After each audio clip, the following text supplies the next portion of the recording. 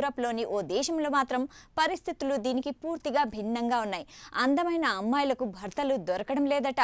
దీంతో వారు చివరికి భర్తలను అద్దెకు తీసుకోవాల్సిన పరిస్థితి వస్తోంది.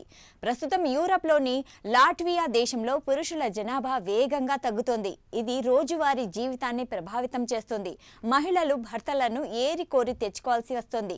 అందమైన మహిళలు ముఖ్యమైన పనులు చేయడానికి గంటకు పురుషులను నియమించుకుంటున్నారు. ఇక లాట్వియాలో పురుషుల కొరత తీవ్రంగా ఉండడం వల్ల మహిళలు గంటకు భర్తలను నియమించుకుంటున్నారని న్యూయార్క్ పోస్ట్ ఒక కథనంలో పేర్కొంది. ప్రధానంగా ఇంటి పనులకు సహాయం చేయడానికి పురుష సహచరులు లేకపోవడంతో ఇబ్బంది పడుతున్న లాట్వియన్ మహిళలు హ్యాండీ మ్యాన్ అద్దె సేవలను ఆశ్రయిస్తున్నారు. దీంతో అక్కడ పురుషులకు డిమాండ్ పెరిగిపోయింది. పెళ్లి చేసుకునేందుకు ఇంటి పనుల్లో సహాయం చేసేందుకు భాగస్వామి దొరక్క మగతోడు కోసం ఆ దేశ మహిళలు నానా పాట్లు పడుతున్నారు.